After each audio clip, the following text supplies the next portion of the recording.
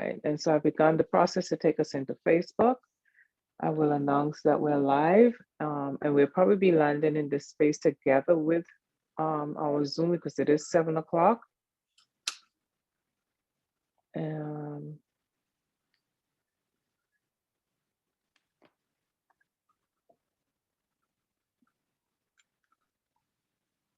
We can go ahead and open the Zoom room.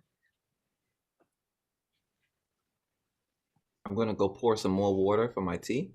I'll be right back. Oh, okay, so we should wait then.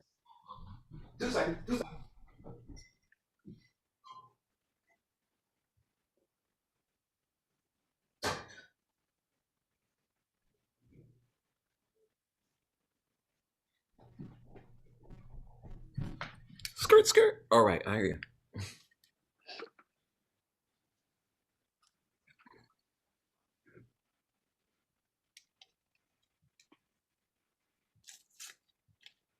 And we are live on Facebook. Good morning, Facebook. Good morning. Good morning, Facebook. Day 301, Charmaine's 54th birthday. Woo! I got to give you a Trini happy birthday later, Charmaine. All right now. Good morning, Facebook. Welcome. Good morning, everyone. We're excited that you are here. Very excited. Ready to roll. Lots of things to talk about today. Absolutely. Good morning, peace and blessing. Good morning. Good morning, Teresa and Scott. Good morning. How you doing? I'm good, just a little sleepy, but I'm blessed. Well, you're getting rest, right? It's all part of it. I'm what? Hey, good morning, Marinez. Yeah, hi, good morning. I made it. Hey, somebody's up. Good morning. Good morning. Good morning, Facebook. I know y'all are there.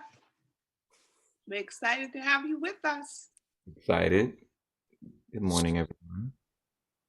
Oh, my people are here. Good morning, Afriye. Good morning. I was wondering where all the names are showing up. Right. Good morning, Stacy. Oh, this is exciting. Good morning, Marie. Good morning. I was already excited, but now I'm seeing all these faces. Good morning, Facebook. Welcome to day number 301. I can't believe that. I know, right? That's really amazing. Good morning, Gina. Good morning. Good morning. How you doing? I'm good. How are you, Kyira? I'm fantastic. Great, great, great. Good morning, Facebook.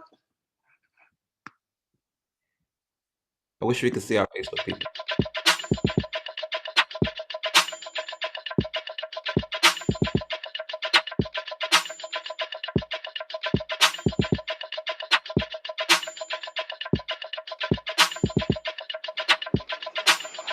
Wake up, everybody. It's time to get up. Wake up, everybody. It's time to get up. Stay woke. Stay woke. Stay woke. It's time to get up. Stay woke. Stay woke. Stay woke. It's time to get up. We're healing, we're dealing, we're growing. Together, together, releasing. We're teaching, we're moving. Together, together, we're learning, discerning. We're striving. Together, together, we're leading, connecting, transforming. Together, together.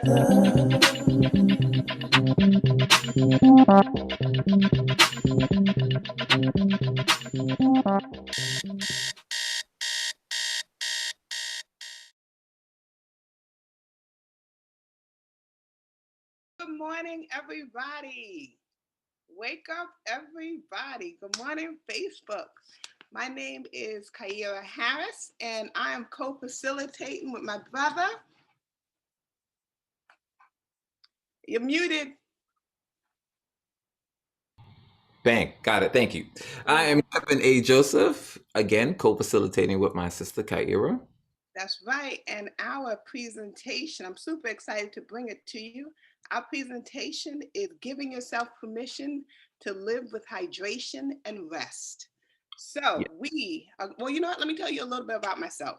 I am the CEO of Keys to Abundant Life. I'm also a certified health and nutrition consultant. So I do a lot of nutrition. I talk about a lot of nutrition and everything that actually falls in line under nutrition. So sleep, rest, stress, of course, food, exercise. So we talk about a lot of that. And so Kevin, tell them what you're bringing to the table. Well, I am co-executive artistic director of Pure Elements and Evolution in Dance. I've been a dancer and choreographer for 20 years, and I'm also a competitive cyclist, so an athlete probably for all my life. So sleep, rest, hydration is all part of the daily routine. So I'm loving to drop these bombs that I think everyone should have every day, and I get to do it with my sister. So yeah, I'm ready to have some fun today. Exactly. So I'm just gonna, because we weren't able to welcome everybody, I'm excited. I'm seeing Deborah, I'm seeing Robin, I'm seeing Adam, Veronica, Sumatra. I don't know who Moto E6 is, but I'm excited that you're here. And everybody else, if I haven't seen anyone else, I just want to welcome you all. We just want to welcome you all. So we're excited that you're here. Good morning. And we're just asking that you bring like pen, paper, and open mind, and bring your questions. We definitely want to hear and be able to answer any questions that you have, any questions that we don't know the answers to immediately, we will get back to you. The other part is, this is also a conversation. Of course, we're coming in as the experts, but you also are experts as well. So we want you to share with us and also answer questions. You know, we're going to ask questions, but also share with us the knowledge that you have, because we're here to learn from you as well as you learning from us. So again, thank you for being here. And Kevin, I know we're talking about rest, and I know you want to start, so let's start. Okay, let's go. And it's a dialogue, right? It's a back and forth. So I think were we trying to spotlight the two of us? And then while they're working on that, I will go on with our next thing. So let's start off with a little breath work. I think that's really important. So you can do this if you're laying down, if you're sitting up, if I wouldn't do it while you're driving. We're gonna do a little breath work to just kind of like understand like what the role of oxygen in our life. So we can all just close our eyes, and we're gonna do 2 sets of a breathing style, and yeah, just kind of just follow my voice into it. So before we take this deep inhale, we're gonna make sure when we inhale, we're gonna expand our stomachs, so all the oxygen goes through to our stomach and expand as wide as you can make it. And then we're going to slowly release that air out. So let's do that all together, and inhale. And then exhale slowly.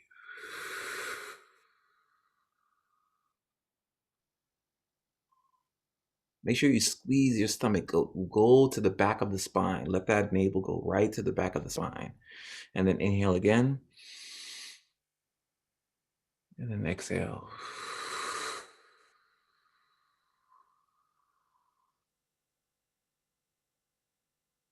You want to control the exhale as much as you can. Inhale again. And then exhale.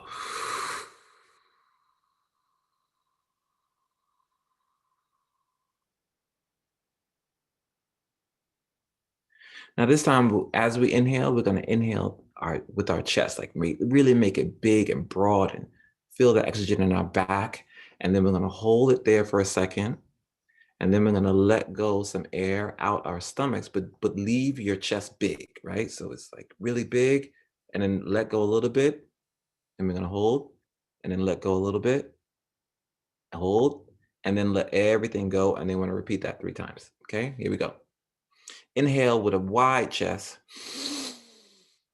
Hold. Let go. Hold. let go, hold, and everything out. Repeat. Hold, let go. Hold, let go. Hold, everything out. Last time.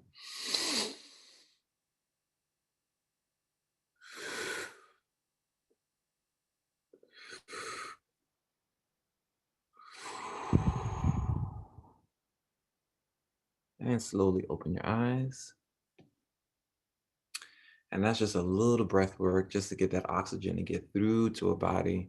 I know I'm very curious to hear like if people felt anything differently after they just took in all that oxygen. Like what is it that you felt? Was there a difference?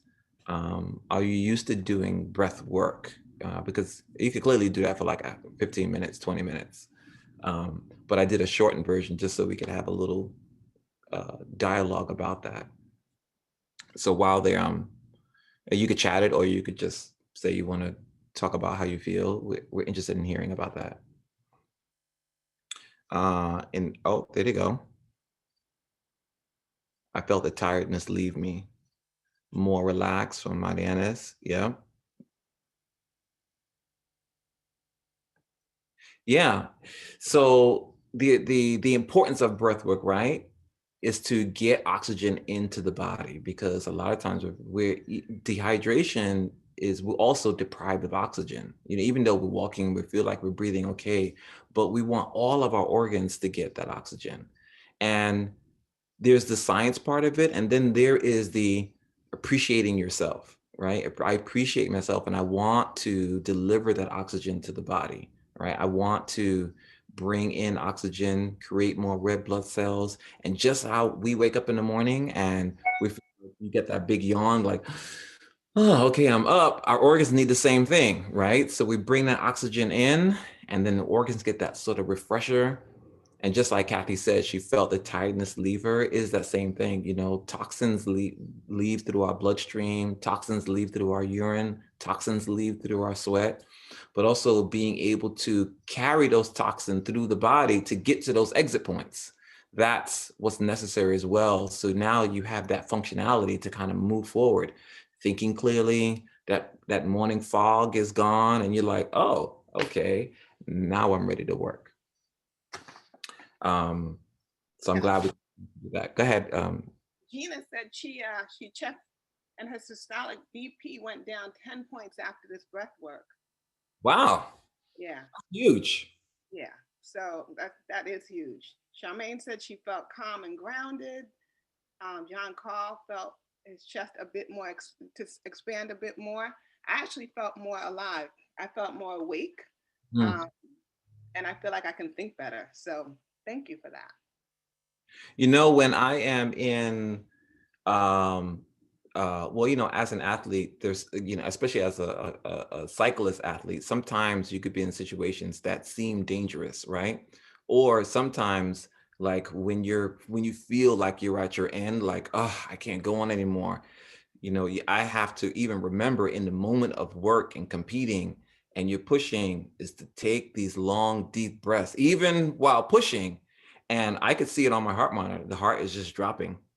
And then that sense of anxiety and feeling oxygen getting into muscles. And it gives me that sense of like, oh, okay, I can push again. Let's go. But yeah, it calms a whole bunch of other things, which we're going to get to. So I'm going to pass it back to you, Kyira. Okay. And just to piggyback on what you said, I know for me, if I'm feeling nervous, if I'm doing like I'm going to do a presentation today, I feel great. I'm excited to be here. I know I'm among family, so I just feel great. But when I feel nervous, if I take deep breath, it just, again, centers me. It just makes me feel more confident and just more focused. So I'm like, deep breathing, I mean, it works on so many different levels, and people just don't realize just how important it is. I do want to ask, was there anyone who, when you did your deep breathing, was there anyone who, when you did your breathing, it only went to your chest and it didn't, like your stomach did not expand? Oh, that's a good one. And it Denise. makes you present, Denise. Okay. And the reason I ask is because a lot of people, and I've talked about this in previous presentations, but a lot of people will look at babies. When you look at a baby, you see how you're supposed to breathe. If you just watch them sleep, their bellies immediately go up and then it comes back down. And so as we get older, some people stop doing exactly what I just described, and they just start breathing from their chest. And when you breathe from your, or breathe into your chest only, you're only breathing shallow breaths. And so your brain is not getting the oxygen that you're supposed to be getting. Your muscles are not getting the amount of oxygen that you need. So if you find yourself yawning a lot, people are like, oh, I must be tired. And you might be tired, but it also might be that you're not getting enough oxygen. Excuse me. So if you find yourself yawning a heck of a lot, do a couple of deep breaths and see if that changes, because it just might change because, again, you're not taking in enough oxygen into your body. So with that said, I do want to, and if nobody has anything to say about that, which is perfectly fine, I want to talk about what pressures that we put on our bodies. And the reason why, hold on, Denise said, sometimes I struggle getting into my stomach. Denise, you know what? Can you do me a favor? Can you just jump on real quick and just give us a little more detail? Because if you do struggle, if we can help you to not struggle, I definitely want to be able to do that. Or we definitely want to be able to do that by just giving you some nuggets and some gems, because it's super important. Breath, it seems so simple, but it's super important. Yeah, so this is Denise. Good morning. I can't come off screen, but yeah, sometimes it feels like I'm just getting it in my throat. I'm not even getting it all the way able to expand my chest. That it is shallow, and it opens up for me to yawn, but I have to mentally focus on expanding my stomach and, contracting it. It's not usually just a normal process. Okay. I would definitely recommend or invite you to, which I got from Woo, but I would invite you to, if you ever just relaxing, if you just lay down, whether it's watching TV or you're in bed about to go to sleep, whatever it is you're doing, if you take, and I'm dating myself, but if you take like a thick encyclopedia, I actually still have one on my shelf. But if you take like a thick book, let me say that, and place it on your belly, and then just start practicing taking in deep breaths, you'll be able to, gravity will help you. So you'll be able to actually feel, and actually, you can actually put your hand on your belly as well, but you'll be able to feel your belly rising as you inhale, and then, go down as you exhale. So you just basically just want to train your body to do that. Okay, great. And some of it is practice Exercise. as well, right? It's all, some of it is a skill that we're relearning and reteaching ourselves, right? If we've been used to following a pattern for X amount of years, and then all of a sudden we want to train the body to do it differently. Sometimes it's just about practice and just knowing that as long as you keep practicing it that way, that it's going to change. So it's good that Kyira said, like, just try it every time you like laying down. Or like before you start your day, just try another deep breathing exercise, and knowing that you're trying to deep breathe and really slowly, consciously think about expanding the stomach, and you'll see that it'll start doing it automatically. And then you'll be like, oh, okay, now I understand. So don't feel defeated that, this moment right here is not completely as successful as you wanted it to. It's just on the road too. Great. Thank you. You're welcome. And Martinez, I just read an admin. I know that I'm gonna bring you in because I love when you are part of it as well. But I'm just seeing the chat. So Martinez, I know that you stated that today you were fine with the deep breathing, but sometimes you have shallow breaths. Do you want to come on and just talk a little bit more about that and let us know if that the information that we gave you, if it's helpful or if you need more information. A book tip, I've never heard of that. So I'm definitely going to try that. So yeah, often I find that when I'm trying to breathe, like just for regular meditation, I can't get the breath anywhere. Like it barely goes to my chest.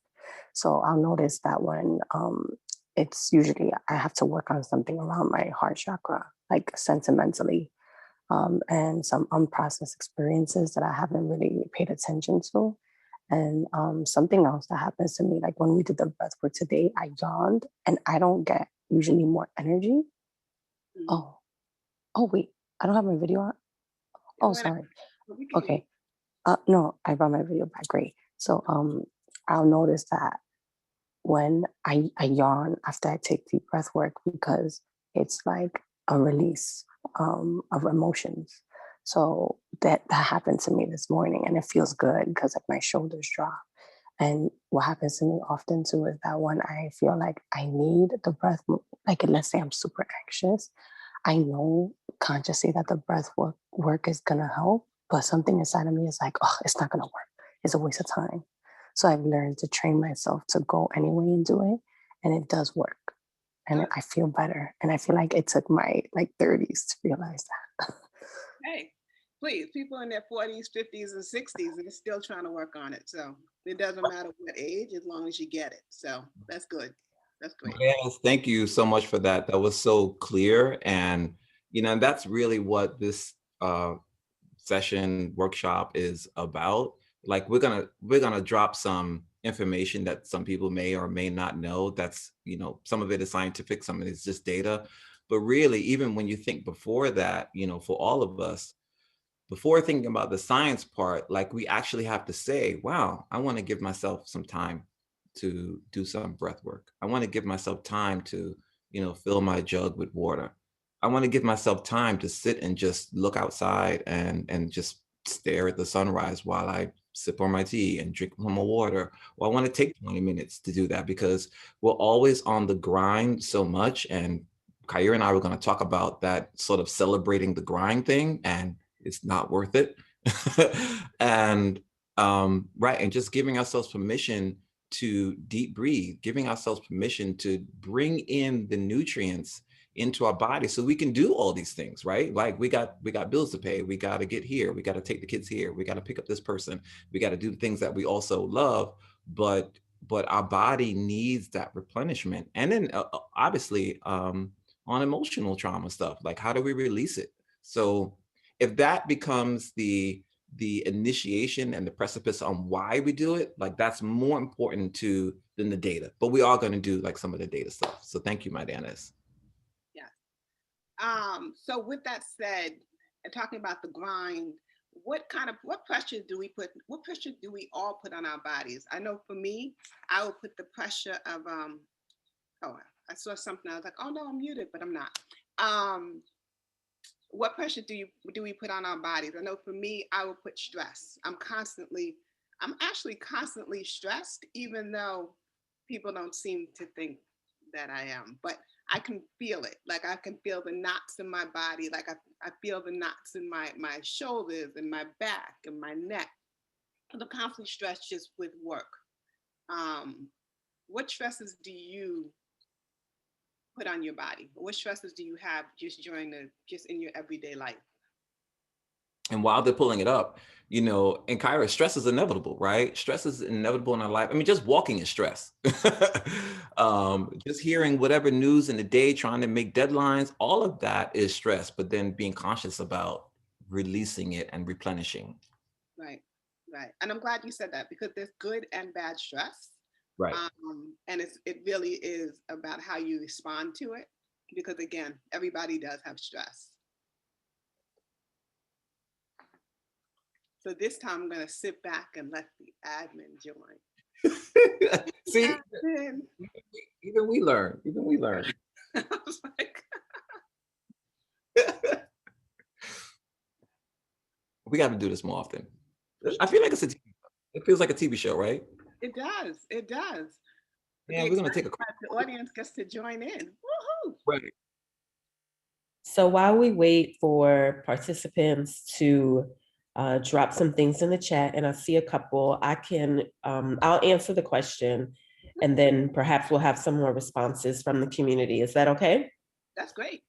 Okay, so the question was, what pressure do we put on our bodies? And I often will put pressure on myself to do things and complete things that I tell myself they need to be done right then, and they really don't.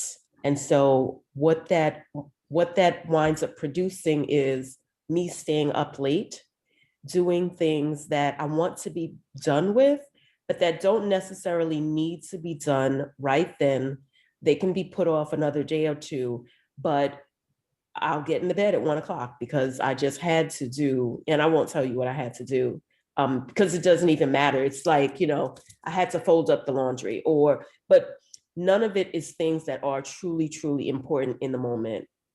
And the impact of that is I will go to bed really, really late and I won't be rested in the morning. And so that's just one example of pressure that I put on my body. We have a couple more in the chats that I will share. Marine's, she says, when I procrastinate with work, I work with super tense shoulders and a clenched butt. Gina D shares that this Derek Chauvin trial is stressing her out.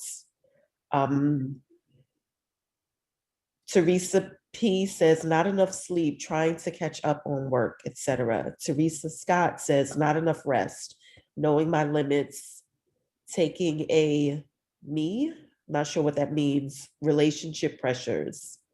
And then Sim Nana says, not enough restful sleep. It's like play sleep. Yeah. And so it sounds like a lot of people, well, I won't say a lot, but there are a few comments in the chat about not enough rest. Terry says, tolerating certain circumstances at my job so that I do not blow up about racial inequities. Okay. Well, I definitely want to say, not practicing healthy boundaries. Yeah, it's so funny because I feel like everybody has a commonality. Is this a commonality between the pressure that we put on ourselves? They might look different, like the specific details, but there's definitely commonalities. You know what, Kevin? I'm going to switch it around. Is it possible? Can you show the first slide? Because it falls right in line with what we just talked about, and then we can move on. Nyjah, you set us off for our slides because you hit it right on the money. Yeah, you sparked. Oh, why are we there? It's not there. So we're going to get to the slide that we'd like. But until then, that's why we were supposed to get a little sneak peek of what you'll see later. Or if you don't want to look right now, just close your eyes. We'll tell you when to open them back up. While Kevin is pulling up the slides, there were a few more comments dropped in the chat, so I can share those. Okay, please. Charmaine says, I procrastinate a lot, causing unnecessary stress. And Denise says, I work with stress shoulders all the time, sitting for a lot of time, working. Kyisha is on Facebook and she says, I stress over time management. I feel I do too much within a small amount of time. I then forget minor details and feel guilty about my forgetfulness. And then Kathy says, worrying about my mother's state of mind and physical health since she retired. Got it. And they're all real stuff, right? These are all real stuff that people would feel stressed about. And like Kyira said, it's how do we respond to it and how do we equal out between the positive stress and negative stress. Kyira, I'm gonna let you take it from here and then I'm gonna jump back. Okay. I definitely want to show this slide just because, and just obviously we can all read together, but just whatever you're doing is not as important as the sleep you could be getting. Just like Nyjah, again, you sparked it. Everybody says, oh, we need to get, I gotta get this done. I gotta get whatever it is done. It's gonna be there tomorrow. It's almost like when people go to work and they're like, they gotta stay till 7 p.m. but their day is over at 5. The next day when you get there, the work is gonna be there. I mean, unless obviously if you have a deadline, obviously you have to make it. But it's also the same thing as I'm always big on you're always replaceable. So just make sure that you're not killing yourself. Seriously, you're not killing yourself. Make sure you take care of yourself and make sure that you get the sleep and the rest that you need. Because once you wake up, whatever was there the day before is going to be waiting for you that next day. So I know there's some certain things that you have to get done, like deadline, but if it's not a deadline, just wait till the next day. Not a big deal. We had a Kyra, we had a question that we didn't ask right before this. Oh, But I was this, going to ask it after. oh, okay. Okay. Because Naja, I mean, literally just sparked exactly what we were talking about. I was like, no, show this first, and then we can go into that question for sure. Okay. All right. You want me to ask it right now? Yeah, go ahead. Okay. So we wanted to do a quick, you know what, we should have set up a poll. It would have been nice. But here we are. How many hours of sleep can you function with, or have you functioned with? Like, I know we can't do the raise of hands, but it's interesting that we'll see it in the chat. We can. You know what? If you unshare the slide, Yeah. and we do the gallery, we'll see everybody. Oh, Scott already has a hand up. Okay. All right. So we just want to see like some common numbers, like, you know, have you functioned with 3 hours of sleep and went to work or did whatever you did? Oh, they go to thumbs up. 4 hours of sleep. 5 hours of sleep. We're trying to see what's more common. And of course, the higher we're getting, I prefer 5 to 7 hours, Cheryl says. So do I. And right, and 6 hours of sleep. Right.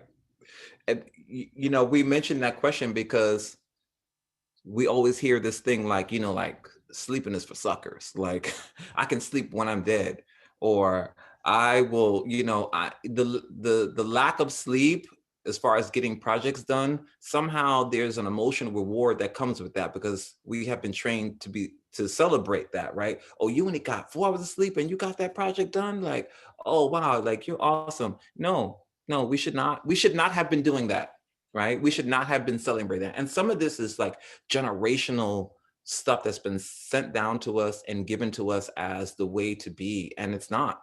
You know, how much of it is transcending in from slavery? Just, you know, work throughout the night, no resting, just getting up, and plantation owners were like, the more you work and you got rewarded for putting more bales of cotton together, and how much of that was transcending through time, through each of our generations. We should not have been doing that. Resting is so key. And Niger, you said it so accurately. Like, you will find something to do that obviously can wait till tomorrow, but you do that, and then now you're up till 1, 2 o'clock in the morning, and you know, and then we have to get up. The same process that we are doing to either put kids to bed, finish that project, clean the sink, make those last bit of phone calls, clean the staircase, or finish whatever you're putting together. The same intention that we need to get ready for putting our bodies to rest for the evening, to prepare us for the next day of work. And that's the part. It's not just about sleeping. It's giving ourselves permission to say, okay, it's done. Yep. This body needs to now recharge and get ready for the next day at full maximum capacity. What's that conversation between ourselves? You know, we've all been doing it. We've, you know, I swear, if I wasn't an athlete, you know, we'd all be doing it, you know, because you're being demanded by your coach. Go to bed. You got a race tomorrow. Go to bed. And how many times we've heard from our parents, oh, you got to go to bed, but no one really hears why, right? Why should I go to bed? Yes, you know, you got to get a good night's sleep before you go on the next day, but exactly why, right? So I'm giving it back to you, Kyra. Okay. And I'm glad you said that. A lot of people, I know one of my, I'm going to speak, and then I also want to talk about the chat because I see a whole lot of gems coming up. But what I definitely wanted to say is that a lot of people don't realize, in one of my presentations, I showed an energy body chart. And I'm not going to go into detail, but you know, we have this circadian rhythm in our bodies. And so we have a natural rhythm. So we're naturally supposed to go to sleep when it gets dark.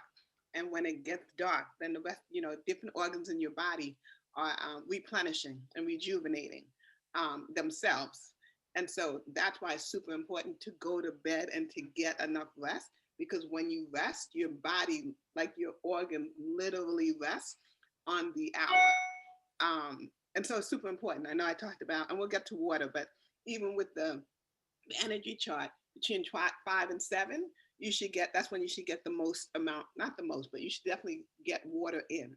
So that's when you want to start drinking your water from the beginning of the day. I jumped ahead a little bit, but now I'm coming back. But with that said, Naja, if you can just go to the chat, because I saw a whole bunch of things that was said that I was just Blowing like, it up. yeah, Blowing yes, it up. important. I do want to say though, because I did see one that really stood out, and I can't remember the person's name, but they wrote dead line and wrote D-E-A-D, which is absolutely right.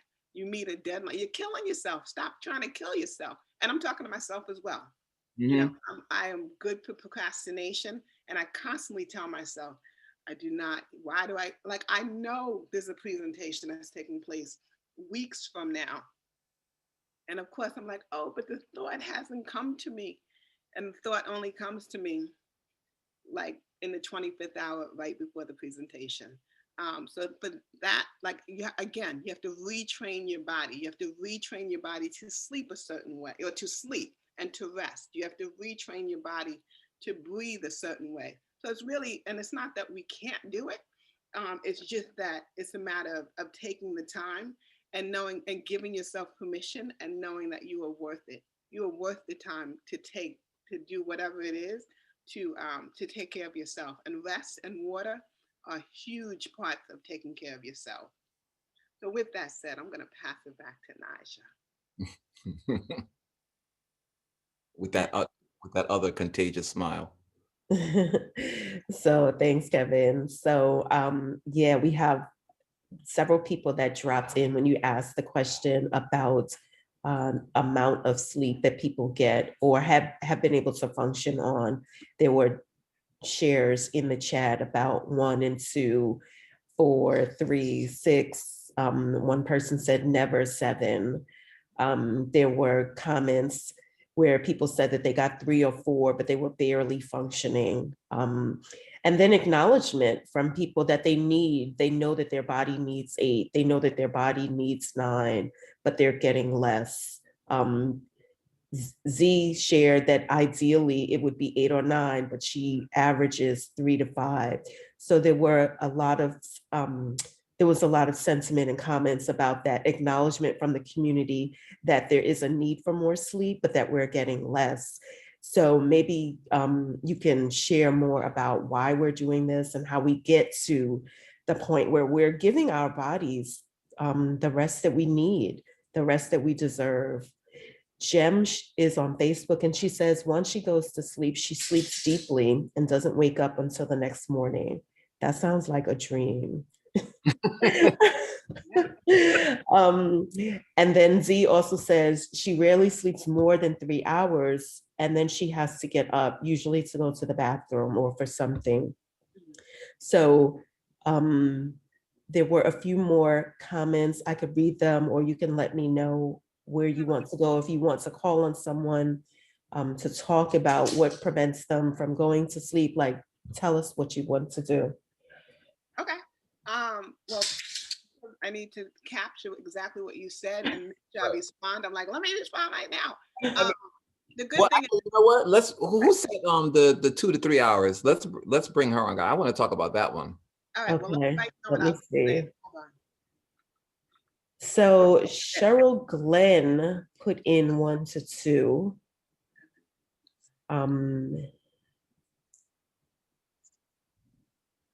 Yeah, Teresa Scott says 3. Terry says she gets 3 to 4. Darlene mentioned 3. And Denise West mentioned 3. So would you like to call on? Whoever you want to call. Yeah, let's go for Cheryl. Okay.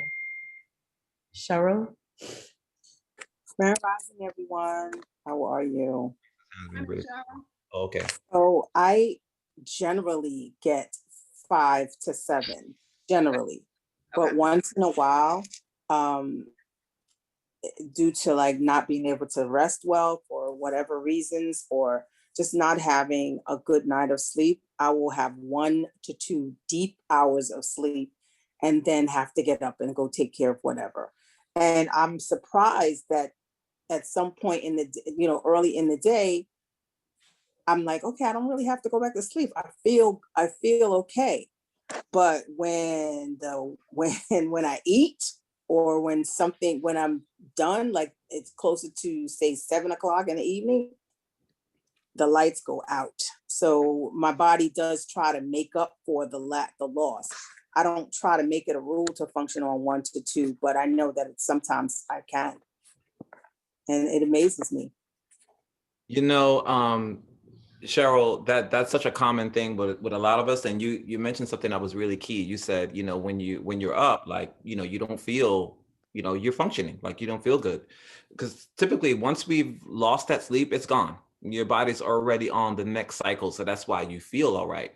But one of my coaches told me this one time when I was just like, whoa, blew me away. And I heard this in a scientist talking about sleep and recovery for, you know, athletic function. The body allocates resources in order for the body to function, right? So let's say on a normal day, you know, part of your daily function is breathing, right? So the body will allocate, let's say 10% um, of resources. And when I say, I'm not talking about energy, I'm talking about resources. So all the things it takes for your body to breathe, that takes amount of resources from the body. So let's say 10%, right? So you're starting off your day already with rolling with 90%. But let's say you're sick that day too, right? So the body says, oh, you have a cold, right? We need to boost the immune system. So now it takes resources and moves it to the immune system. Let's say that's another 60%.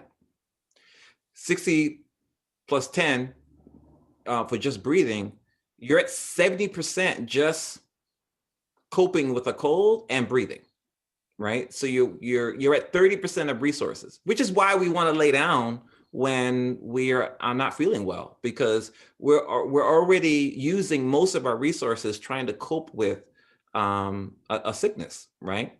So trying to do anything while you're sick feels a bit laborious, right? You're like, oh my God, I just want to go back and lay down. You're sweating faster, you know. Let's go to not having sleep.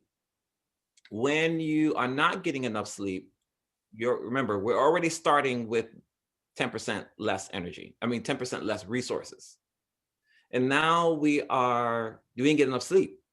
So the body now doesn't have those resources. Like it just doesn't have it. It's just not there.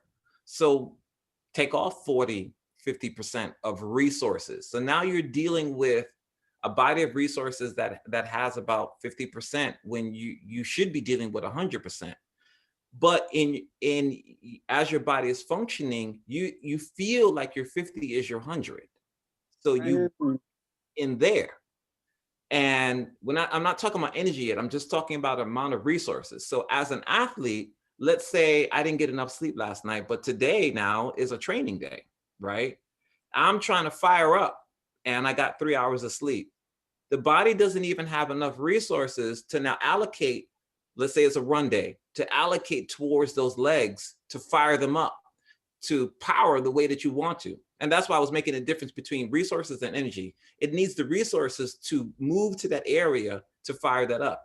It needs the resources to, let's say if you're taking an academic test, it needs the resources to move to the brain so you can recall that information that you've been studying. Mm-hmm. So when you don't have the resources, you cannot move the resources to that part of the body or to that brain that needs it. And you just give it up to, I'm just tired. But then when that happens over time, years are going on, you're in sort of this crisis mode all the time. And the body has adapted that as normal. And that existing on 2, 3, 4 hours of sleep becomes like, yeah, and I get up and then I'm okay. Until obviously changing the pattern. Correct. Thank you for that. That's the definition of running on fumes. Right. Basically. Basically. I could have said that in one shot. Thank you, Cheryl. Go ahead. Teach us workshop. Go ahead. I definitely wanted to just mention two things. One, thank you for that, Kevin, because I'm like, yes. The fact that it sounds like most of us know that, and I feel like everybody is I'm gonna say 30s and up. And when you're between 30s and what about 60, you should be getting at least 7 to 9 hours of sleep. And it sounds like a lot of people know this, but we just don't do it, myself included. For the most part, I do get about 8 hours, but obviously there are days when I don't get that. So that was one thing I just want to mention: that 7 to 9 hours of sleep is the average amount of sleep that our body should be receiving. Um, Also, kept the other thing I didn't realize, and this was, I'm not gonna say recent, but when I started doing the nutrition work, when I started doing the health work, I didn't realize that there was so many people who have trouble sleeping. That's the one thing I don't have. As my body, literally as my body is about to hit the pillow, I'm almost asleep. Like I'm knocked out and I sleep the entire night. I don't wake up to go to the bathroom. I mean, unless I'm like stressed about something, but for the most part, I sleep. If anybody could just share, maybe one or two people, and I know Teresa Scott, your hand, I don't know if your hand is up from answering the question or if your hand is up for to ask the questions. I definitely don't want to, I just want to acknowledge you just to make sure that you see if you have a question or if it's a mistake. Yes, thank you. Good morning, family. How y'all doing? Great. Morning. I definitely can connect. What am I doing? I definitely can connect to this non-sleeping because I've been doing it for years. But when I do get some sleep, like I'm always fighting to go to sleep. I don't know why. I think I'm addicted to staying up and, sometimes I'm not doing anything. Sometimes I'm just thinking. My main problem with sleeping is thinking too much. Like last night, I was up late because I was just trying to help a friend.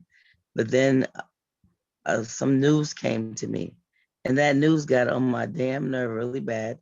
And I try to go to sleep. So what I do sometimes is I play this game Scrabble that kind of helps me, go to sleep. So next day I knew I was like knocked out. I don't even know what time I went to bed, but I do know that when I do play the game Scrabble, it kind of gets my mind off of the issues. But what I wanted to say is that I think that we are addicted to we've gotten ourselves addicted based on what we've been told by our generation.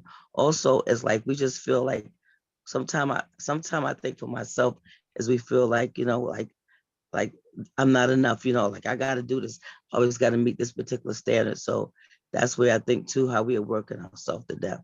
And I know even when I was working for a while and then I got laid off, and I was worried about how I was going to make it, but I did very well. I actually did better being laid off than I did when I was working. So I think sometimes we have made our jobs be like our gods. And so, or whatever that's holding us from getting our rights, we made it like little guards in our life. So, it's like I want to live.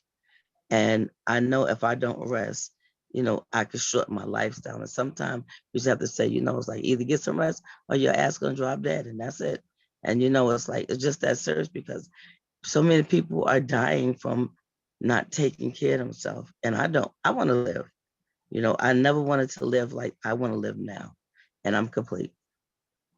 Now, Teresa, I'm glad you said that because in doing the research and looking for, and we're going to show a slide right now, but in doing the research and looking at the effects of sleep on the body, one of them just said mortality, and we were like, oh, that's real clear, real direct. Um, Obviously, the effects of lack of sleep would affect your body in different ways, but that one literally just said if you don't sleep enough, you'll die. And it was like, okay, that's a little extreme, but it was quite extreme.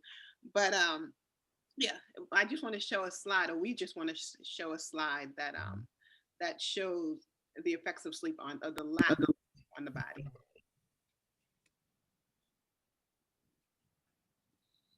Okay, going to the next slide. Go for it. So yeah, I mean, lack of sleep. Some of the side effects are irritability. And I'm sure we can all relate. So we're just going to show the slide, and we can actually go back to the chat and talk about how it is that you're able to relate to the things that we're talking about. Because all the things that we looked at, we definitely were able to put our hands up saying, yeah, that's us, that's me, that's us.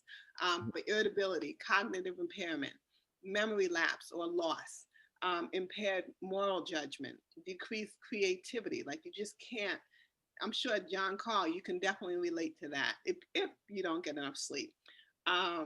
Increased stress. You think that, you're already stressed, and then when you have a lack of sleep, that just adds another layer of stress to your body.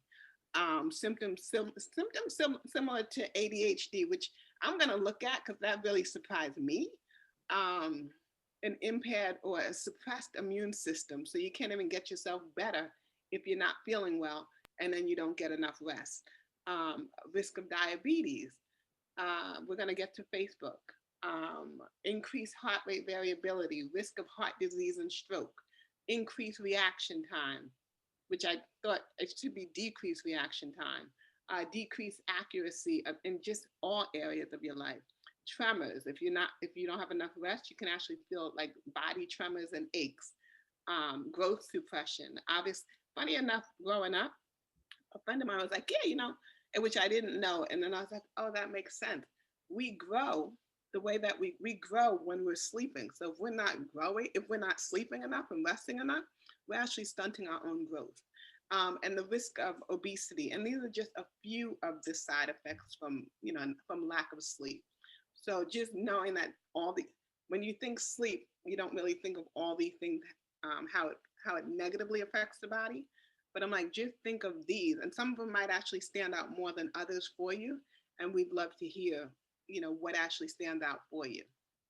Kyira, I wanted to just kind of talk about one of these here, which is increased heart rate variability, because a lot of people don't know what that is. And if you do, thank you. And I didn't learn this until maybe 2 years ago. Heart rate variability is the opposite of one's heart rate. So heart rate, like if anybody has a tracking device, it shows you your BPM, beats per minute, how many beats your heart is taking per minute as an average. But heart rate variability is the pauses when between the heartbeats. So if I did like a typical sound, it would be like boom, boom, boom, boom. That pause in between has been studied to show that the shorter the pause, the more stress your heart is under. So you can't feel this, but that transfers over to not sleeping well either, or not being able to de-stress the body. Heart rate variability is the longer the pause is showing that your heart is either getting stronger because you're seeing the pauses get wider, or it's showing that it's able to push more blood without beating more. So an explanation would be, let's take a average pedestrian who is an average pedestrian who is not working at like at athletic range, right? And so their their heartbeat may be a little higher than someone who is like a runner or a basketball player or a cyclist, because their heart now can expand more, and it can take more blood in at one time and pump more blood in one motion. And so that one pump can reach to the farthest extremities and back to the heart without working as hard, without doing more beats. So the less beats means a bigger pause. And that wider pause means that the heart isn't working as hard. And that's why physical activity is important, because we want the body to receive as much oxygen as possible and more blood getting to all of the extremities and getting there and getting back to the heart with that one pump.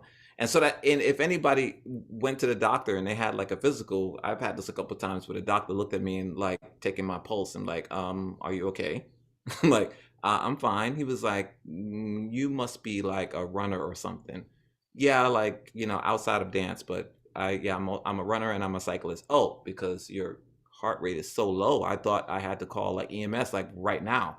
But it just shows that the heart can take on more blood with less pumps and get more blood to the extremities faster, which means, you know, of course, you have more energy, more red blood cells, more water getting through there, and more all of the nutrients getting to your body faster and getting all throughout the rest. So I just wanted to explain that.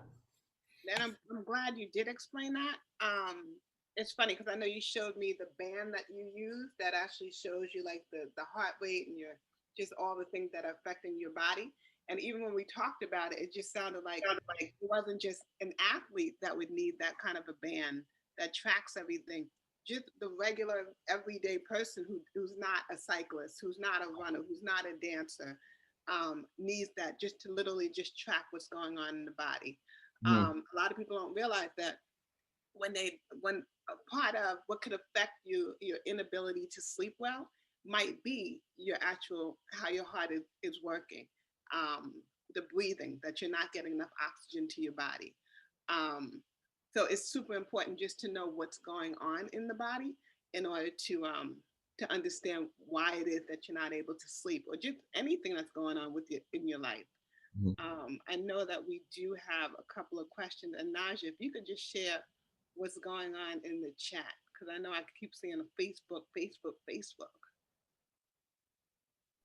I'm going to let John Carl share that. John Carl, are you ready?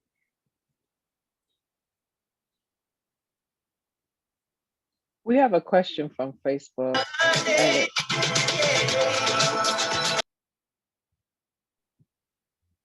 And it's from Wendy Pierre. Her question is, can sleeping in the daytime compensate for insufficient sleep at night? Well, I wouldn't use it as a compensation. I would add it, you know, to the sleep that you should be getting. Naps are highly motivating and suggested to have. I want to take more naps, but I think Nigel said this earlier about, like, you know, why are some of these things happening that we're just not getting as much sleep, and you know, also is that, you know, the bigger picture is that we're living in a capitalistic society, right? That doesn't really believe, that doesn't push the notion that taking care of self is a priority versus making money for these corporations, you know, just in this country in itself. So you're dealing with that as one, but like other countries have siesta where, you know, you got 2-3 hours in the middle of the day that you do whatever you want, go home and take a lunch and take a nap and then come back to work, because they understand you're refreshed, you're coming right back, you know, to do even better. But naps are added on to the number of sleep that you should be getting. So let's say if you're getting 7 hours of sleep at night, but then you took an hour nap in a day, that's 8 hours of rest that you've had. So you can add it on, but I would not say that, okay, I got 5 hours sleep last night, it was low, but I'm going to take a nap in the day and it's going to make up for it, because I'm going to go into why deep sleep is important. And there's more data on to that. So yes, take a nap, please, but don't try to use it as, well, I only got a little bit of sleep, you know, last night, so I'm going to take a nap earlier today. Right. The other thing I just want to add to that is that when you, again, it's the natural rhythm of the body. So when the lights are dimmer, your body actually goes into a restful sleep. So taking naps in the daytime is fine, but again, you still want to sleep really like about 10 p.m. You want to really rest and then just continue sleeping from that point on. Kyra, I'm just going to pause you at a time check. Yes. For our 8 o'clock people. So at this point, some people we know that, you know, have to leave at 8 o'clock, whatever things that they have to do, and we're really appreciative that you joined us in this session. And if you have to leave, we thank you. We're just giving this moment to you know, move on. Our contact is there if you want to reach out to us for additional questions. The Woo community is always here. Am I missing anything, admin community, admin team? No, you actually did. You did well. You did well by just, you know, just mentioning that your contact is in there, and you guys can go ahead and take it away. Okay. Kyra, set it off. Oh, I didn't know I was. Okay. So yeah, so just basically just the natural rhythm. So you don't want to compensate in the daytime, but you definitely want to make sure that you get your rest in the evening. And your body naturally does it. What I did want to say, and I've stated this before, there are a lot of people who say that they're night owls. And so I always challenge those who say that they're night owls. Because if we took you out to the country, and you were out in the woods, your body, you're gonna go to sleep. When it gets dark, you're gonna fall asleep. Now, this is also the other thing. You have to make sure that, and we'll talk about it. I believe we talk about it a little later, but we have so many external stimulants. We have our, which is interesting when Teresa Scott talked about she plays Scrabble until she goes to sleep. If I put on my Wordscape or my Scrabble or my Facebook, or that keeps me up. So that actually stimulates me and doesn't allow me to go to sleep. So going to bed, like when you go to sleep, literally go to sleep. Put your electronics away. You know, anything that you're charging, put it at least 3 feet or more away from your body. So there's a number of things so you don't have the external stimulation. If you're out in the country, all you're going to see is the moon and the stars. Eventually, your body's going to go to sleep. Kevin, are you there? Okay, well, so that's what I wanted to say.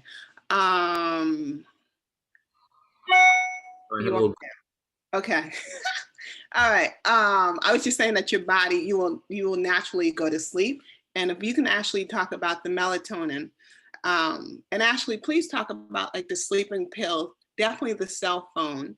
And Cheryl, I don't know if you were trying to, I thought you were giving me a hint, like talk about the cell phone, because you just showed us a picture of the cell phone. I was like, that's right, put your cell phone away. So I was right on cue, Cheryl. But yeah, actually, you know what, Kevin, because I know you talked about it more. If you could talk about the effects of, you know, the nighttime sleep and the melatonin with the retina and then the sleeping pills, because I think that's huge. A lot of people just think, oh, let me just pop some sleeping pills and I'll get some rest. But it's just super important to know how it affects your body. So yeah, Kevin, take it away. Got it. I want to talk about one thing right before that will lead into like all of why we're not sleeping.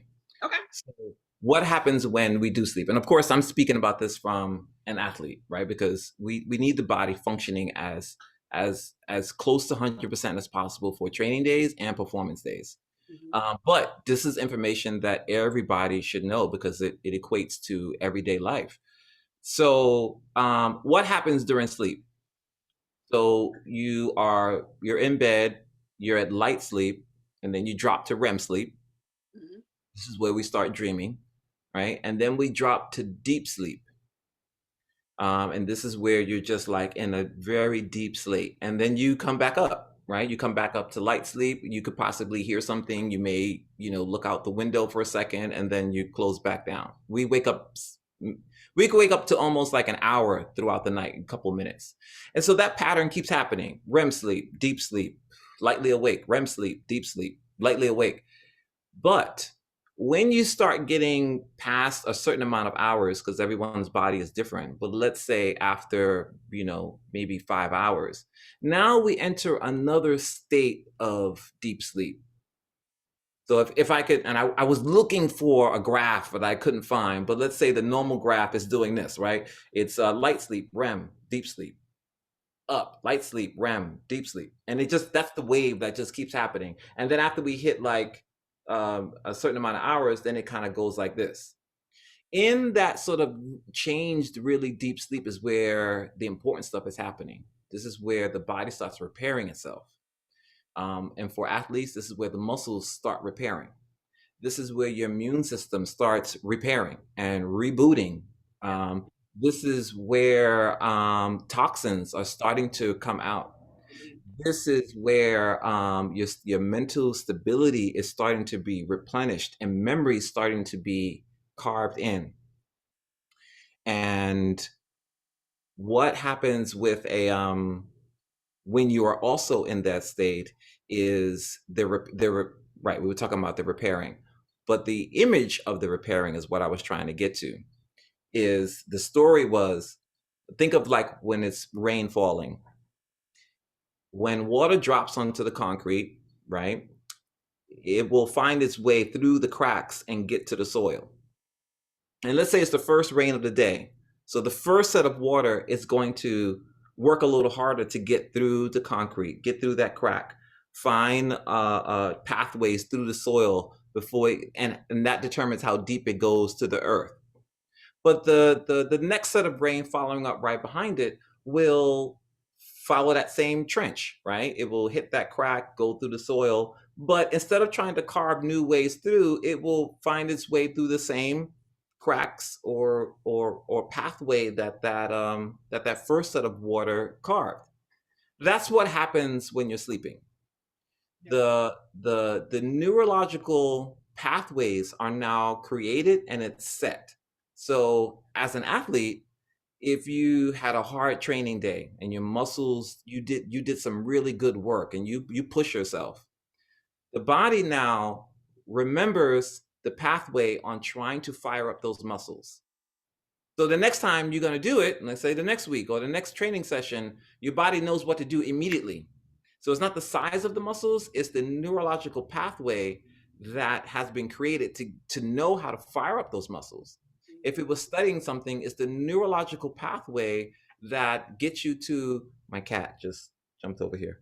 The neurological pathway to get you to remember whatever that thing that you were studying, right? Whatever skill that you learned. That's what happens during sleep. Those neurological pathways get cemented when you get to that deep sleep. But when we keep missing that part because the sleep gets shortened and shortened, then we're not getting those pathways really cemented. It kind of gets there, but not really. And so sometimes it's longer to remember something, or we have a little bit of a fog, or we have to study something again, or our training sessions have to work a little harder because it didn't really get cemented the way that we want. It's that deep sleep that really concretes that information that happened that day. All of the information that happened, muscular, brain activity, everything that's happening gets cemented in that deep sleep. So that's why when we get to that level of sleep, it's so important to get to that area. And granted, we live in a capitalistic society, so it's not going to be perfect, but it's a great way to keep striving for what it should be.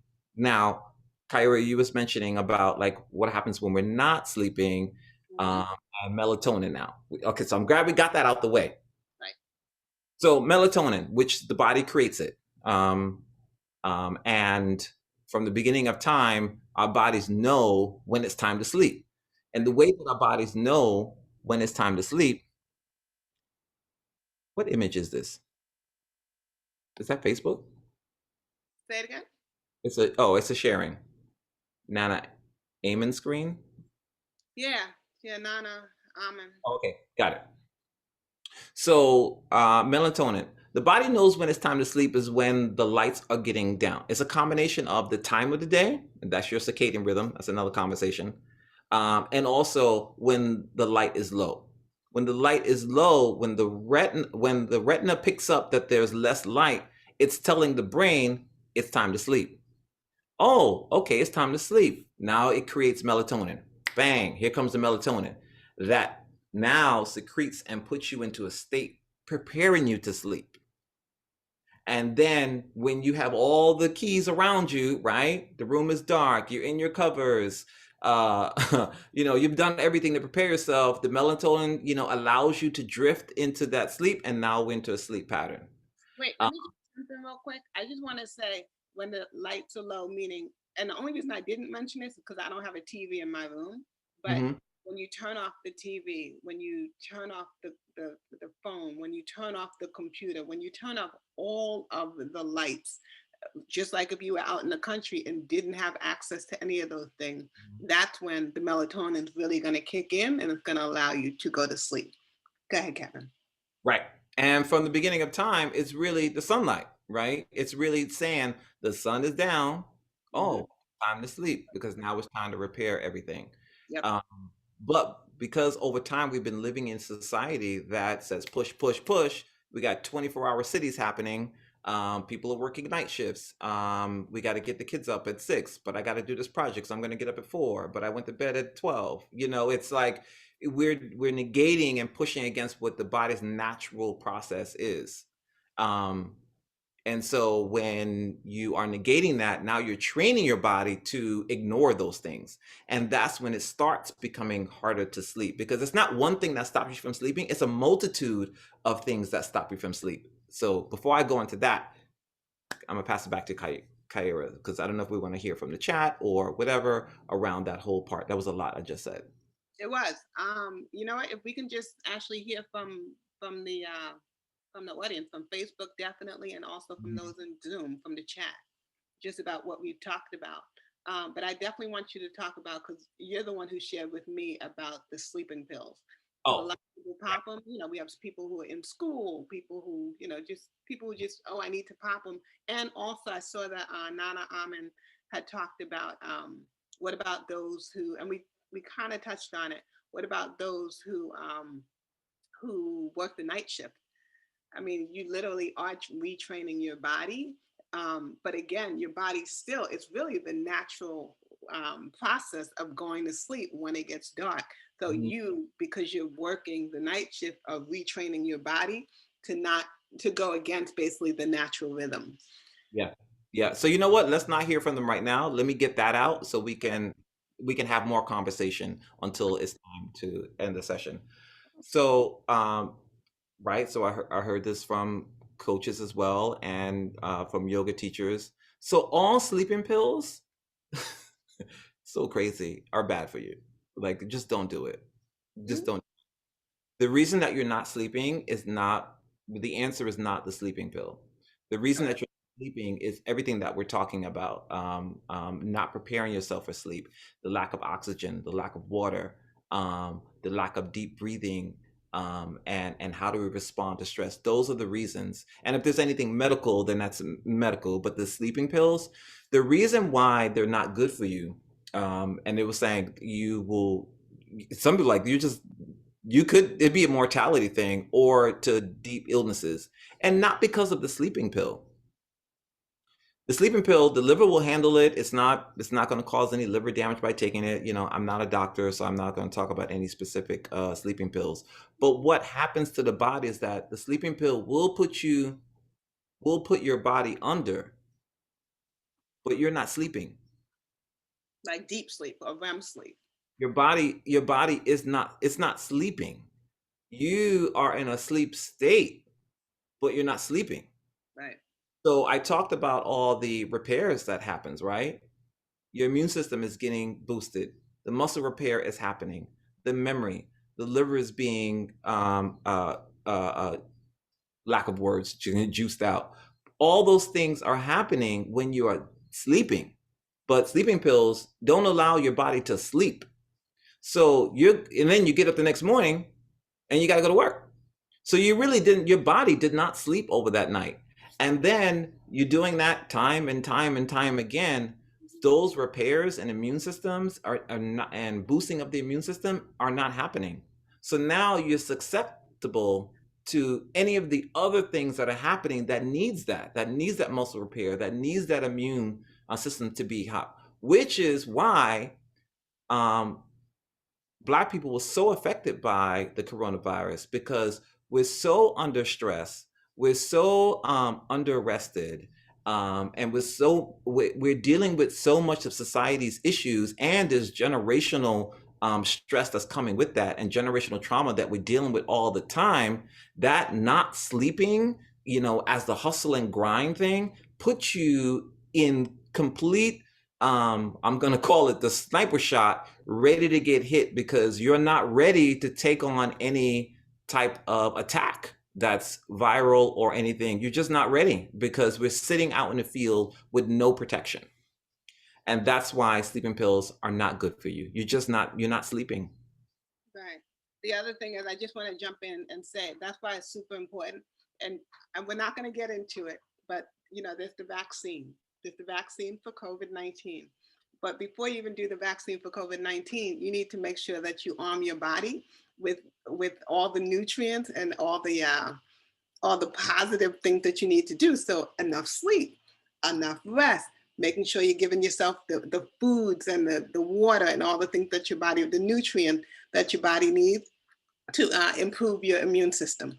So before you do anything else from external side, you need to make sure that you focus on the natural things, the things that you actually have control of in order to improve your body, meaning improve your immune system, as well as improve your sleep. And deep breathing seems really, really simple, but a lot of us don't do it, as we spoke about before. Now, Naja or John Carl or Charmaine, y'all could give us some information from the chat. I know we have a couple of questions, but we just want to make sure that we got some of the information out before we took in some information from you guys. Yeah. We're ready. I'm laughing over here because Stacy, but may not take it.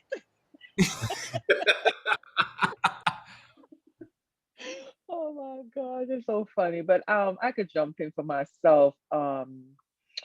I used to work nights and I did that for 6.5 years and could not train my body to sleep during the day. I would black out my windows, put back garbage bags, heavy curtains, and could not sleep. And ended up in the end result was having these continual migraine headaches. Every day I had these migraine headaches. And so I was given Ambien to help with sleeping, and it did the total opposite. I would sleep for about 3 hours in the morning, then I'm up until like 6 o'clock, and then I'm trying to fight to go back in bed not to sleep because I got to get up at 9 o'clock. And it's just so funny is I remember saying to myself, I need to call my doctor and make an appointment. And I don't recall picking up the phone and calling her, but in the sleep, I picked up the phone, I called the doctor, I made an appointment, and I also spoke with my son's coach. I don't know what the hell I told the man, but I obviously told him something because he came to me whenever he saw me, he came to me with this big old smile on his face. I don't know what the hell I told him. You're doing, do you remember speaking with me? Like, no. So I do agree that we have to be mindful with sleeping pills. They're addictive, one. And two, they just make you do things that you're not aware of. I could have sold my house, sold my soul, and not even know that this is what I'm doing under the influence. And did I feel rested? I felt more tired than not sleeping at all. So that's a good point that you brought in with taking these sleeping pills that they love to prescribe. Oh yeah, take this pill, it's gonna help you with insomnia, and not really get to the root as to what's the cause of you not being able to sleep. Is it because I'm going through menopause? Or is it because my body just can't adjust to working at nights? Maybe I might need to look for something, another job, and work during the day where I can rest at night if it's impacting your health. So good point, good point. Love it. And I'm complete. Yeah, that was key with with the sleeping pills and feeling not rested the next morning, and well, for you the next night, because you're not sleeping. Yeah, and all these other things are really the root of why we're not sleeping, and adding, Kyra talked about it earlier, the difference between positive stress and negative stress, right? So we're talking about a lot of rest and hydration, which is important, but adding physicality to our lifestyle is what boosts everything as well, because your cardiovascular, that's your entire body, work together. We can't work one without the other, and one works well when the other one is working in tandem with it, right? So muscular activity, some type of physical something happening with working our heart as well. And then the sleep is what's repairing all of that, boosting everything else. So they work in tandem. And I'm not saying like people need to be an athlete, but physicality needs to be a part of our lifestyle, to work in tandem with all of this. Right. And any type, whatever it is that you enjoy. I mean, I know some people who hate to do any kind of physical activity, but I'm like, find something you love, whether it's dance, whether it's yoga, whether it's Pilates, whether it's walking, whether it's running, whatever it is, if it's hula hooping, whatever it is, just do it. Dance party. Dance yeah, party. exactly. I do want to say, because I'm looking at the chat, and Teresa, you're absolutely right. And this also falls in line with the natural stuff. Drinking chamomile tea, absolutely. Again, that's an herb. as an herb. So that's a natural supplement that's going to help with your, help with your system. So I would put that under nutrients and nutrition. And then of course, excuse me, Gina, warm bath, absolutely, Teresa. Gina had mentioned the lavender essential oil. I mean, I don't know who was on with Cheryl Glenn when she did the essential oils, but yeah, the use of essential oils would definitely put you in the mind frame and in the space that you need in order to rest well and to rest, deeply with the deep sleep and the REM, the REM sleep. I know we have questions, so I definitely want to get to the question. And Kevin, it looks like we're going to be returning so we can actually address water because we didn't address it. All right. H1. Sleep became such a big thing, right? Like we thought we were gonna do one and one. Yeah, it's not going to happen. So it looks like we're definitely going to have to come back for the water. Okay. But I do want to let everybody know, make sure you drink your water. That I want to tell you. And then we'll tell you about why you need to drink the water and, the effects of water. But right today, we're going to just talk about the effects of sleep or the effects of the lack of sleep that most of us experience. Yeah. But I definitely see hands up. So whoever you want to choose, admin team, let us know. Go for it. Okay, so we've had Veronica has had her hand up for a while. Let's hear from Veronica, and then we'll hear from Sophia in that order. Can you come off mute, Veronica? Yes, good morning. I'm looking at my Fitbit, right? And my sleep shows that I only had an hour and 10 minutes of deep sleep and 5 hours of light sleep. And how can I reverse that? And that was a day when I walked 18,000 steps. So I was really tired. And is it okay to just have an hour of deep sleep? Okay, so does it show you your REM sleep as well as your deep sleep, or it just shows you deep Yes. sleep? It says I have 1 hour of REM. And 1 hour of deep? And 11% of 1 hour of awake time. That means I was awake because I couldn't fall asleep. Yeah. Yeah. Well, if you had 1 hour of REM, Yeah. 1 hour of deep sleep, that's actually really good. That's like an average of deep sleep that you need, because you're spending most of your time in like light sleep and you're hovering. Remember, it's a cycle. So you go the REM. I mean, you're in light, REM, deep, light, REM, deep. It goes up and down, and then there are moments that you're just kind of like waking up through the night. Like there are things that wake us up. We may not be like up, but it brings you up out of your sleep pattern, and then you kind of drop back down. So there will be lots of moments in time where you're just not sleeping throughout the night. You've been awoken out of it, but you drop right back in it. But if you're getting like an hour of deep and an hour of REM, that's good average. Okay, so my next question, which I was holding up for a long time, was about water. Okay. Right? So I saw this study that they did in Japan, where they said after you're over 60, which I am, said that the reason why we get up in the middle of the night to go to the bathroom so often is because the water goes to our legs. It doesn't go to any other organ after that age. Is that true? So that's why when you get to a certain age, you're going to the bathroom like 2 or 3 times a night. And so that's why we're losing sleep, because we are going to the bathroom so much. And I don't know if somebody that's my age would back to you on that one, because that doesn't, for me, it just doesn't make sense. Because I'm like, you still have all your organs. You still have and that was the doctor. Right? The doctor said he says most people think it's going to your kidneys or all these other organs. Your bladder is staying in your bladder. They couldn't find the water in the bladder.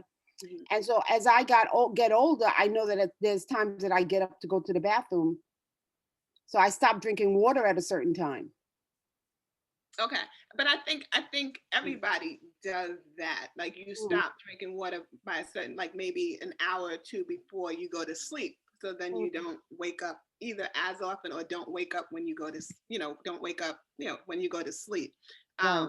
The other thing is I want to. Thank you. You're welcome. I also want to just state, and we can talk about this in more detail at another time, but as you get older, a lot of people think, oh, when I get older, I'm going to be walking slower. I'm going to be, doing all these things that old people do. That's not the case. You can still, become a runner. You can still continue to be a runner. Whatever you're doing, like your age is just literally just a number. I mean, obviously there's wear and tear because you've been working with this temple for all these years. But just because you're getting older doesn't mean that your body, it changes, but it doesn't. You don't naturally gain weight. You don't naturally, start using a cane or anything like that. So the water thing, I'm going to get back to you on that because that doesn't sit well with me. And I don't know the answer, but it just doesn't make that much sense to me. So I'll definitely get back to you, Veronica. Same here. Beautiful. Coach Sophia, if you can come off mute. Good morning, everyone. Good morning. Sorry, I still have my scarf on, but I'm gonna show my camera anyway. I just wanted to share my experience with the, I know you talked about heart rate variability, and at my job, I was fortunate enough to take part of this company called First Beat, and we purchased from our job heart rate variability tools to give out in one of the sessions that I teach. And what it did, I was able to wear it for 3 days, 2 days working, 1 day off. And like you said, it measures the variability of your heartbeat. But what we found before we handed it out to everybody else is that it's also measuring, your activation and your recovery moments with stress. So whether you work out, like you said, it measured that. It doesn't differentiate between good stress or bad stress, but stress in general. But for me, I can only speak about myself. When I was sleeping, because we had to wear it when you were sleeping. And when we started talking about it earlier, I said, yeah, it makes sense. I'm a sleeper. Anybody who knows me knows that I go to sleep at 9 o'clock. I don't care what's going on with anything that's happening. I sleep 9 o'clock and I don't get up until about 5, 6 in the morning. But what I was doing before I had this measurement is I was working up until the point where it was time to go to bed. Literally on my phone, on my laptop, it was open. And then I would, my body would get tired and I'll say, okay, it's time to sleep. But I never had wind down time, right? So when I did the heart rate tracking, they show you your measurements in colors. The red shows you when you're activated. So I never really, like you said, I never really was sleeping. I was in a sleep state, but I wasn't resting. So it was all red until about half the night. So maybe 3 or 4 hours in is when I really started to get the REM sleep, the deep sleep, the light sleep. But my mind was activated for so long before I actually started sleeping. It was so interesting because I thought, hey, I'm getting 6, 7 hours of sleep. I'm doing great. But my sleep wasn't quality. So I would still wake up tired. And I didn't understand why I was so exhausted in the morning. I got sleep, what's going on? But, I had to do my day. I had to get back to work. I had to get back to doing what I needed to do. And I would repeat that cycle over and over. So it wasn't until visually seeing, wow, you are not really resting when you're sleeping, that I had to start to change behaviors to help me wind down. I saw Z posted that in the chat, like read a book before I go to sleep instead of working up until that time. Me and my husband fight all the time because he loves the TV on. I can't. So I have to put earplugs in or, eye cover for the blue light, something to help me really, really sleep well through the night. So I just wanted to share that experience. It's really eye-opening to know that even though you're sleeping, you might not be resting well at all, depending on the activities that you do before you sleep. I'm glad it's funny enough. I'm glad you stated that, and I'm glad. And because I was going to ask you what bedtime routine have you put in place? Only because I just responded to someone in the chat who said, they fall asleep with the TV on, and I made suggestions, and I literally wrote, you have to retrain your body, and you have to, implement or incorporate a bedtime routine. New behaviors, yeah. I mean, and also drinking, that didn't work for me. I love wine. So drinking wine was something that I would do, literally wind down. I'll have a glass of red wine and that'll help me. But wearing the HRV, I realized on the nights that I was actually drinking the wine, it affected my sleep as well. So, once you realize what you're doing to your body, the things that you thought was helping you may not be helping you. So it's just, incorporating those new behaviors just to figure out what works for your body. Everybody's different, right? So whatever works for you to get quality sleep, which feels like heaven. If I can get quality 5 or 6 hours, that's great. Because in my mind, I thought I'm sleeping, so I'm good, but it wasn't the case. So Right. thank Right. you. Sophia, thank you so much for that. That was spot on. Yeah, and it's we were my coach said he said try a couple things out because I wear a band too because they're actually tracking me. They want to like we didn't see a workout on Tuesday, but they was like try different things so you can see for yourself. Like even one glass of wine disturbs your whole autonomous system. And if you got to perform the next day, you might want to reconsider that. We think we're like, oh my God, I'm out with the girls, I'm out with the guys, having a couple drinks, and then I'll go to bed. But your body is still processing all of that, and it's not able to bring the resources that it needs to give you the energy and sustainability and focus the way that you would like it to be. And we sort of get conditioned as we've been working to think that that is all that I have, and that becomes sort of like routine. Yeah. Anybody else? I do want to let us know if there's any other questions, because then of course we want to address them. And I just want to know, Kevin, if you're on the same page, if we can just close out with just suggestions on ways to de-stress the body. Yeah. Give like some suggestions for the bedtime routine. Yep. And then we'll move on to what's taking place for the rest of the week or for for next week. Mm-hmm. So definitely night routines, like you said, Sophia, are really important in retraining our body. So Kyira and I were putting together a couple things that are really helpful for a night routine. So definitely put the phone away. Don't do the scrolling on your phone as you're trying to go to bed. We think that's a nice kind of come down and we're just doing this little scrolling, but that blue light and well, yeah, I had something with that blue light, but I forgot to talk about it earlier. But yes, the blue light is not good. It's triggering the body to stay awake. Right. So that's not helpful. So even though you may lay down and close your eyes right after messing on your phone, but your body is still up. The waves of the charging, like the charging of phones and stuff, that's why you want to keep it at least 3 feet away, and really 3 feet away from your head, but just do 3 feet away from your body or more.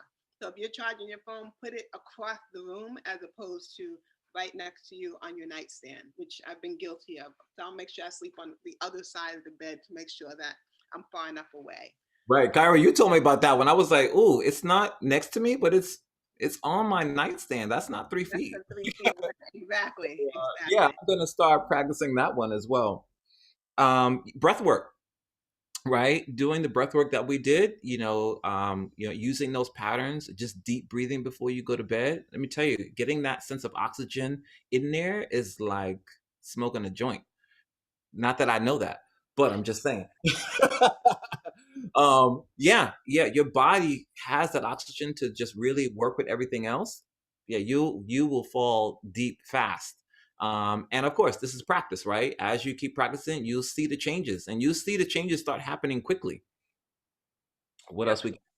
Hydration, just making sure that you have enough water. People don't realize the effects of water, and we didn't talk about it today, but you come back, we could talk about it, and you'll find out how it affects you. There you go. Right? It really affects you in all areas. So it affects you on how you sleep. It affects you on how your body feels. It affects you on how your body functions. And I'm just touching, the surface on that, but just making sure that making sure that you hydrate is super important. Meditation. If you want to meditate before bed, excellent. It really prepares your body to like go into a relaxed state, which allows the melatonin to do its job, right? Melatonin is not a sleeping pill, or it's not a sleeping drug. It is the highway to get you to sleep. Right. The other thing, in addition to not melatonin, in addition to meditation, is if you do hypnotherapy, just making sure that I mean, you can do it any time of the day. For me, I'll do it like right before I go to bed. And I don't have time. I don't have any problem going to sleep. But for me, it even helped me to go to sleep even faster. And I feel like even deeper. I wake up and I pretty much always feel refreshed. The last thing I wanted to say that we wanted to say was the use of white noise. It works for some people. For me, I don't need it, but like white noise or soothing music or like the sound of water, rain, ocean, that also helps folks to, be able to settle into and to get into like a sleep mode. So just whatever it is that works for you, but again, not the blue light, not any stimulation, nothing that's going to stimulate your body and stimulate your mind. Yeah, and just jumping back, meditation also helps you just to kind of clear your thoughts, because we always have thoughts going on in our heads, and you just want to clear your thoughts.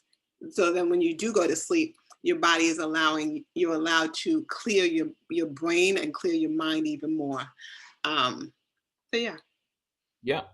And all of this is, they're all great tools, but really the initiation of it is really about that you yourself, we are important. What's the thing? Put your mask on first before you help somebody else. Yeah, it's that thing. We have to take care of ourselves and know that that's the real priority for everything else to exist. And seeing all of our organs as individual things that need itself, in order to do the things that we love, in order to be with the people that we love, in order to like do these amazing projects and jobs, but we have to be functioning at full speed. Exactly. So with that said, John Call, if you can bring on the next slide. Fire. Yes, coming up. And Kyra, I'm gonna pull your special offer up first. Oh, that's right.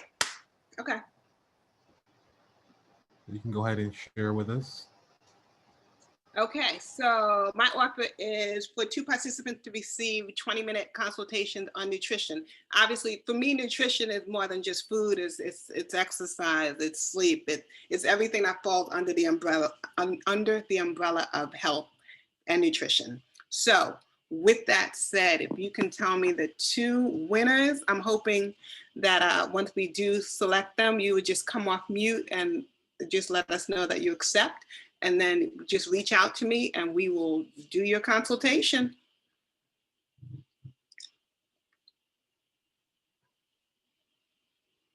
You chose some numbers. I'm gonna ask one of my other admins, since I'm sure and I cannot count the winners, but I believe your numbers are 4 and 17. Yep. Charmaine or Nija, I'm gonna move Sure. on to. So the first winner is Danny. Danny, do you accept?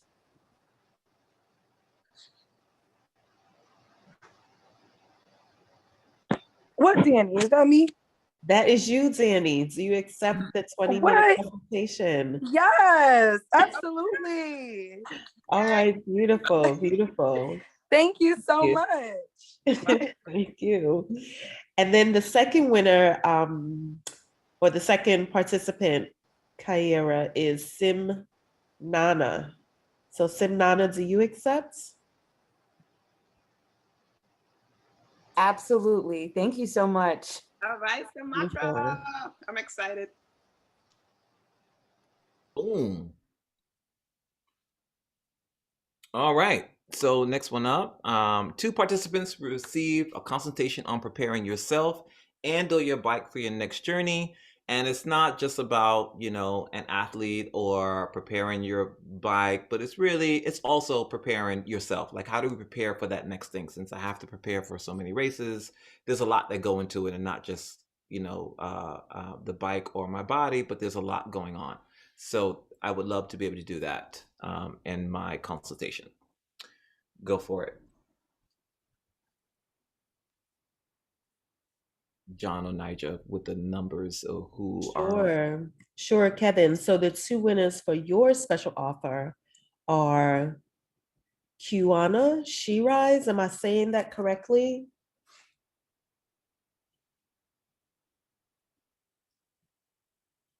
Can you spell it? It's you, Oh, okay. Q-U-A-N-A. Yes. Tell us how to Quana pronounce your name. Sharice. Okay, Quana Sharice. Thank you. And you accept? Yes. All right, thank you. And Kevin, your second winner is Imani Abdullah. So Imani, do you accept? Absolutely, I accept. Thank you. Thank you. Amazing. Okay, great. Same thing. Hit me up. You got the contact info, and we can start scheduling. All right, so my contact info, just give me a call. The number is 646-319-6979.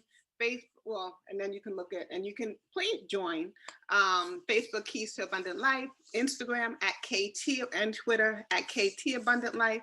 Email support@keystoabundantlife.com, and the website is www.keystoabundantlife.com.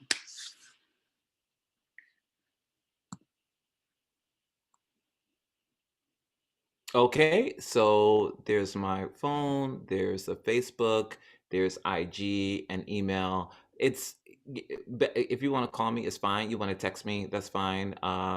IG DM or an email. Those are actually quicker.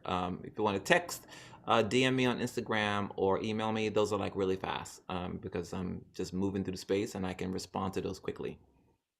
Don't DM me because I'm not that technologically savvy.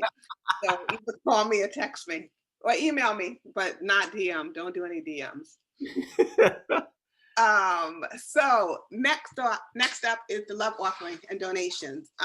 Kevin and I, we love the admins. So anything that you donate, which you can do through Zelle Quick Pay from to soulleadershipdevelopment@gmail.com, Cash App, the $ Spirit of a Woman, and then you see the information and put the code for the day, the number, I guess the day of the session, number 3 or hashtag 301 KH for Kyira Harris, KJ for Kevin Joseph.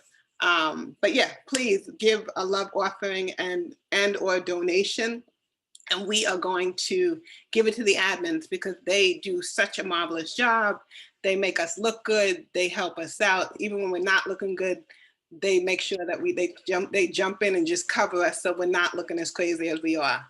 So yeah, the admins are fantastic, and we wouldn't be able to do this or be here without them. So all the love offerings and donations are going to them. So please definitely donate so it can go to them. So we have our next sessions coming up. Join us on Monday, April 12th for Right, and Right, a Pathway to the Sacred, facilitated by our very own Shawnee Benton Gibson. And on Tuesday, April 13th, we have Pain to Artistry, facilitated by our very own John Carl Martin. That's right.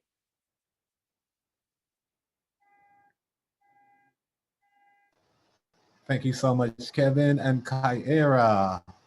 The Woo Nation welcomes all new members. So family, if you're new with us today, type that in the chat. Type it into Facebook. Share with us. Let us know that you're visiting us for the first time. Even if it's your first week, we still want to welcome you. Even if it's your first month here with us, let us know. This is our celebration month, and we are welcoming and celebrating all month long. So put it in the chat. Let us know you're here, and we want to welcome you. We are here from Sunday to Thursday, and we are Sundays, Tuesdays, and Thursdays. It's a 90-minute session from 7 a.m. to 8:30 a.m. Eastern Standard Time. And on Monday and Wednesdays, we have a 30-minute session, 7 to 7:30. And we are always streaming live on Facebook. If you need to snap a picture of that schedule, you can do that right here. Again, this is our schedule repeated. So we look forward to having you with us. And we are celebrating again. So here you can join us in celebrating, and you can find our Woo Swag here at bit.ly/Woo Swag. We see Kyira have the mug. You have a choice of a t-shirt, a sweatshirt, or a mask. Celebrate with us, wear the colors. We want to see Woo in the streets. Family, thank you so much for joining this morning. This is how you keep up with us. Register bit.ly/wake up movement. Follow us on Facebook.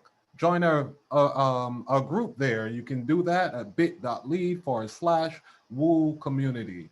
We have our community right here on Facebook. And we want you to be active in Facebook. So share what you got from this morning's session. Start a conversation. We want to see you around a Facebook community. You can also join us on Instagram and do the same thing on Instagram at Wake Up Series. That's Wake Up Series on Instagram. YouTube, bit.ly/woo on YouTube. You can find recordings there on YouTube. You can also find them in our Facebook group. All sessions are recorded to our Facebook group. And again, family, email us. If you'd like to join our team, if you have comments or support you'd like to share, you can do that at info.wakeupseries@gmail.com. And we are going to stop sharing these slides, and we're going to invite you to bless and love all up on Kyira and Kevin this morning with our love shower. Bless them, family, and thank you so much for joining us. Thank you. Kyira and Thank you so much. Y'all This coming is back. more than All of I the can information say. that you talk gave, about water. it's Really life good. saving Thank you so information, much. and it's life Feeling the changing. energy of the And I tag team. definitely will be Glad to be here. making significant changes to my my process and the way that I go about things to make sure that I'm not damaging myself and affecting my cognitive ability and my mortality. So thank you so much for coming on and sharing all of this information. It's so important.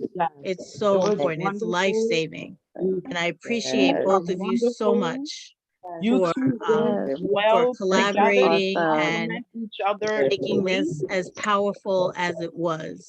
Yes. Thank you, thank you, thank you, Kyira. Thank you, Kevin. You are masters of the universe, and I appreciate you so much. Thank you.